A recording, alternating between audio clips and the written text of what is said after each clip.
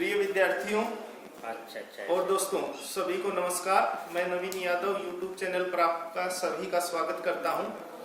12वीं क्लास में political science का पर आज हम चर्चा करते हैं और पॉलिटिकल साइंस में 12वीं कक्षा में दो आपके पास में बुक है। एक पहली जो बुक है उसका नाम है स्वतंत्र भारत में राजनीति और दूसरा जो है समकालीन विश्व में राजनीति। पहले हम पहली बुक पे चर्चा करते हैं। पहली बुक में जिसका नाम है स्वतंत्र भारत में राजनीति, तो उसमें आपका जो पहला लेसन है वो पहला लेसन है राष्ट्र निर्माण की चुनौती। आज हम उस पर ही चर्चा करेंगे और सबसे पहले हम बात करते हैं जो लेसन है उसका नाम है राष्ट्र निर्माण की चुनौती। आप जानते हैं कि हमारा देश 15 अगस्त 1947 को आजाद हुआ था और जब देश आजाद हुआ तो हमें बहुत सारी समस्याओं का सामना करना पड़ा और इस लेसन में हम इसी पर ही चर्चा करेंगे। सबसे पहले हम बात करते हैं कि हमारा देश, आप सभी जानते हैं कि 15 अगस्त 1947 को आजाद हुआ था और उस समय हमारे देश के जो प्रथम प्रधानमंत्री थे वो थे पंडित जवाहरलाल नेहरू और उन्होंने जिस समय देश आजाद हुआ तो उसकी पूर्व संध्या पर एक बैठक बुलाई थी और उस बैठक में जो है उन्होंने एक भाषण दिया था, जो भाषण भाग्यवधू से चिर प्रतीक्षित भेंट या ट्रिस्ट विद डेस्टिनी के नाम से जाना जाता है। बहुत बार ये क्वेश्चन आता है आपके पेपर में कि जो है ट्रिस्ट विद डेस्टिनी का संबंध किसने है या उसको किसने दिया था, तो आज हम उसी पर चर्चा करेंगे। साथ ही हमारे जब देश आजाद हुआ तो 3 प्रमुख चुनौतियां थी और जो प्रमुख चुनौतियां हैं उनमें सबसे पहली चुनौती थी एकता के सूत्र में बांधना। एकता के सूत्र में बांधने का अर्थ क्या था कि आप जानते हैं कि हमारा जो देश है वो विभिन्न जो है धर्मों का देश है, तो जिस समय देश का बंटवारा हुआ था तो वो धर्म के आधार पर ही हुआ था और जो प्रमुख धर्म थे एक हिंदू धर्म और एक मुस्लिम धर्म। मुस्लिम धर्म को लेकर के पाकिस्तान बना और हिंदू धर्म या अन्य धर्म को लेकर के हिंदुस्तान का निर्माण, भारत का निर्माण हुआ था। तो सबसे बड़ी चुनौती थी एकता के सूत्र में बांधना कि विभिन्न धर्मों के और जो विभिन्न समुदाय के जो लोग थे जो कि अलग अलग भाषा और संस्कृति से भी जुड़े हुए थे, तो उनको कैसे एक रखा जाए, ये हमारे देश के समकक्ष सबसे बड़ी चुनौती थी। दूसरी चुनौती थी लोकतंत्र को बरकरार रखने की चुनौती।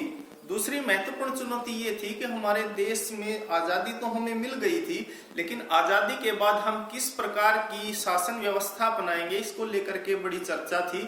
तो हमने ये पहले ही तय कर लिया था कि हम आजादी के बाद में लोकतंत्र को ही अपनाएंगे और लोकतंत्र को ही अपनाकर हम देश का विकास करेंगे और आगे बढ़ेंगे।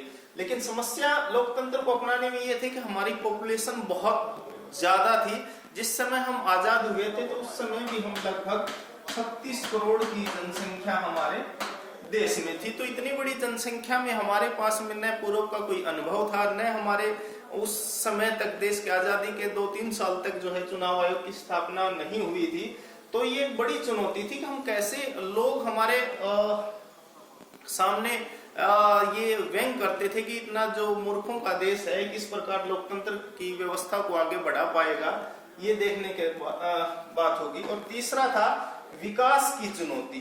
ये विकास का मतलब ये था कि हमारे 2 महत्वपूर्ण, सबसे पहले हमने जो है एकता के सूत्र में बंधने की, दूसरा लोकतंत्र को, तीसरा जो मुख्य थी वो थी विकास की। विकास का मतलब ये था कि हम नागरिकों का कैसे राजनीतिक, सामाजिक, आर्थिक विकास हम कर सकें। तो ये महत्वपूर्ण चुनौती हमारे समकक्ष थी। अब हम आगे बात करते हैं कि भारत का जो विभाजन हुआ उस विभाजन से हमारे समकक्ष कौन कौन सी समस्या आई। सबसे पहले आप जानते हैं कि जो भारत का विभाजन धर्म के आधार पर हुआ था और जो भूभाग इंडिया के नाम से पहले जाना जाता था वो मुस्लिम बहुल क्षेत्र जो है पाकिस्तान के नाम से, और जो शेष जो क्षेत्र था वो उस समय भारत के नाम से जाना गया। यानी कि जो पहला इंडिया था वो 2 भागों में बटा, पाकिस्तान और भारत के उसमें। और 2 समस्या एक और भी थी कि वर्तमान में उस समय जो था कि मुस्लिम भी जो क्षेत्र थे वो दो क्षेत्रों में था, एक पूर्वी पाकिस्तान जो वर्तमान का बांग्लादेश है, दूसरा पश्चिमी पाकिस्तान जो उस समय वर्तमान का जो पाकिस्तान है वो। तो यानी कि मुस्लिम जो क्षेत्र था वो दो भागों में विभाजित था। और तो ये उत्पन्न समस्या में सबसे पहली जो समस्या थी वो थी कि पूरे देश को धर्म के आधार पर जो है बांटना आसान नहीं है। कि आप पहले ही समझ चुके हैं कि भारत को जो है धर्म के आधार पर विभाजन हुआ था, तो धर्म के आधार पर ही पूरे के पूरे देश को बांटना इतना आसान नहीं था। और दूसरा ये था कि मुस्लिम किसी एक विशेष क्षेत्र में तो थे नहीं, तो पूरे भारत में थे, तो उनको जो है अलग क्षेत्र में इकट्ठा करना बहुत बड़ी समस्या थी। दूसरी थी कि दो प्रमुख मुस्लिम क्षेत्रों को जोड़ना आसान नहीं है। दो मुस्लिम क्षेत्रों का मतलब ये था कि आप देखेंगे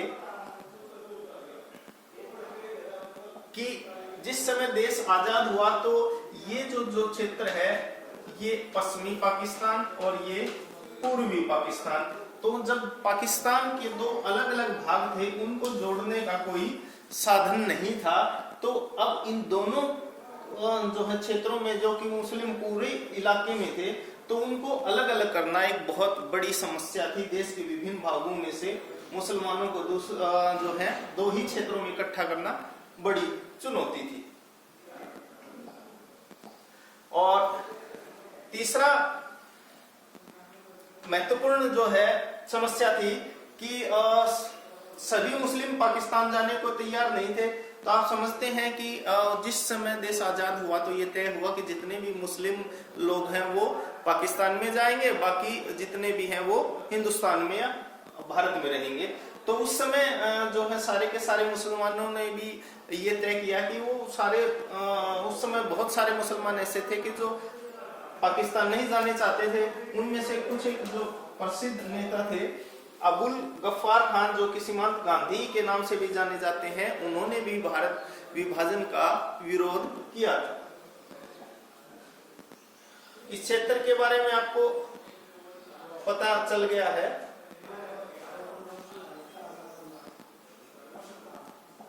और चौथी प्रमुख जो समस्या थी वो थी कि स्थानांतरण के लिए समय कम मिला। तो भारत का जब विभाजन हुआ तो उस समय कोई पूर्व निर्धारित न तो कोई प्लान था, न ही कोई ऐसा योजना थी कि किस आधार पर जो है भारत में रहने वाले मुसलमानों को पाकिस्तान तक ले जाया जाएगा, या पाकिस्तान में जितने भी नॉन मुस्लिम लोग हैं उनको कैसे भारत में ले लिया जाएगा। तो बहुत कम समय उनको स्थानांतरण के लिए, स्थानांतरण का मतलब है एक स्थान से छोड़कर दूसरे स्थान तक जाना।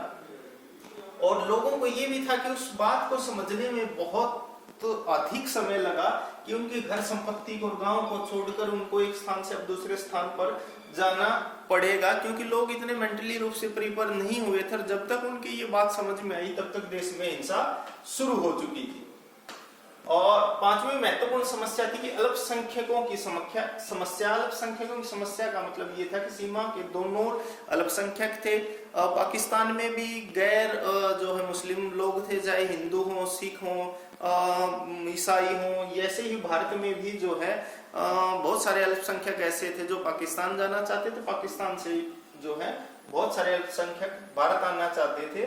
तो उस समय हम ये भी देखते हैं कि दोनों अल्पसंख्यक थे और भारत में मुसलमान अल्पसंख्यक थे। और भारत में दिल्ली के आसपास जो मुसलमानों की एक बहुत बड़ी बस्ती थी और जो जनसंख्या को कम से कम जो है समय में उनको स्थानांतरण करना एक बड़ी चुनौती थी। और छठा है हिंसा को कमतर आंकना।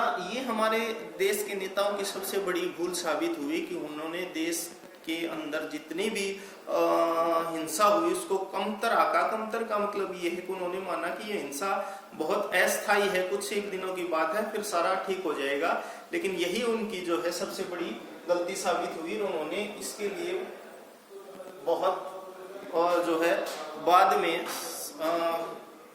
कदम उठाए। तो आप कोई समझ में आया होगा कि हमने सबसे पहले 3 महत्वपूर्ण बातों पर डिस्कस किया है।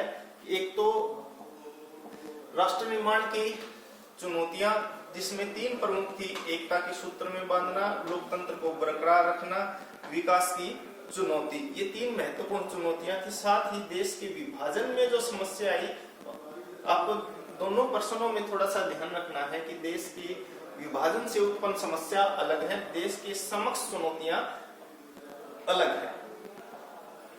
अब देश के विभाजन से उत्पन्न समस्याएं हैं कि पूरे देश के धर्म के आधार पर बांटना आसान नहीं था। 2 प्रमुख जो मुस्लिम क्षेत्रों को, आप जानते हैं, पूर्वी पाकिस्तान और पश्चिमी पाकिस्तान को जोड़ना आसान नहीं था। सभी मुस्लिम जो थे पाकिस्तान जाने के लिए तैयार नहीं थे, और साथ साथ में स्थानांतरण के लिए समय कम मिला। बहुत बड़ा हमारा विशाल क्षेत्र था, तो मुसलमानों को जो है पूर्वी पाकिस्तान, पश्चिमी पाकिस्तान के लिए, तो वहां से रहने वाले लोगों को भारत में आने के लिए समय कम मिला। अल्पसंख्यकों की समस्या, अल्पसंख्यकों की समस्या का मतलब ये थे जितने भी नॉन हिंदू और नॉन मुसलमान थे, तो उनको ये समझ में नहीं आया कि उनको जाना कहाँ है, क्योंकि हिंदुओं को तो पता है कि भारत में जाना है, मुसलमानों को पता था पूर्वी पाकिस्तान या पश्चिमी पाकिस्तान में जाना है, लेकिन ये असमंजस की स्थिति थी उस समय कि वो कहाँ जाए।